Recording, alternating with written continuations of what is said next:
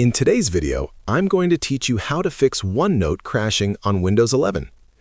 If your OneNote app keeps crashing, freezing, or closing unexpectedly, it can be frustrating, especially when you're in the middle of important work.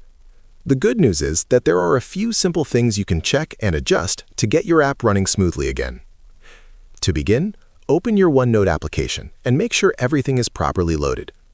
Sometimes, crashes can happen due to temporary glitches, so restarting the app can help stabilize it before trying anything else. Next, check if your OneNote is up to date. Go to the File menu, then select Account, and look for Update options. From there, choose Update Now. Keeping your app updated ensures you have the latest fixes and improvements that may resolve crashing issues. After that, consider restarting your computer. This may sound simple, but it helps clear temporary system errors that can interfere with applications like OneNote. Another helpful step is to check your internet connection. Since OneNote relies heavily on syncing with the cloud, unstable connectivity can sometimes cause the app to behave unexpectedly or crash.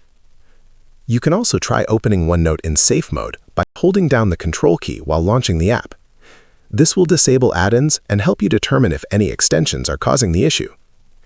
If none of these steps resolve the problem, reinstalling OneNote may be the best option.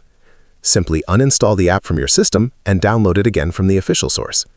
This ensures you're starting fresh with a clean installation. By following these steps, you can usually fix most crashing issues and get back to using OneNote without interruptions. If you found this video helpful, let me know in the comments. Give it a like, subscribe to the channel, and don't forget to hit the notification bell.